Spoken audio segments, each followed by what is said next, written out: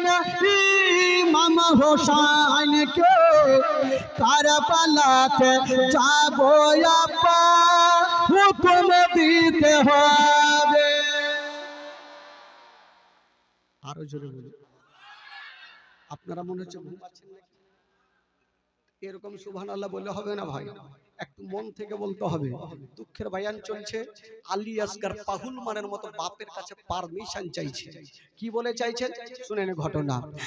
আলী আকবর এসে বলেন ইমাম হোসেনকে কারবালাতে যাবো আপা হুকুম দিতে হবে।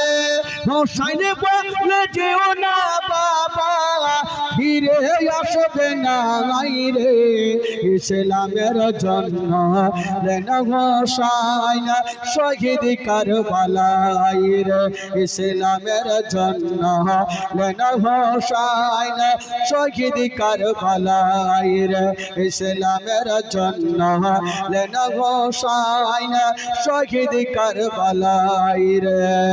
কারবালার ঘটনা শুনে বুক ফেটে যায় রে, ইসলামের জন্য লেন হোসেন শহীদ কারবালায় রে, ইসলামের জন্য লেন হোসেন শহীদ কারবালায় রে, ইসলামের জন্য লেন হোসেন শহীদ কারবালায় রে।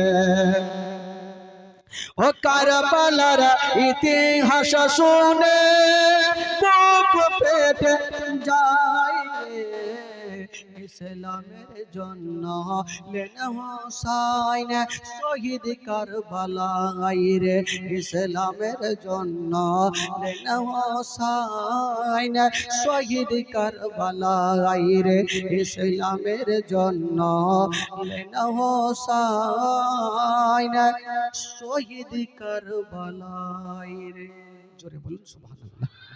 বেরাদার বন্ধুগণ, হায়াত বাকি।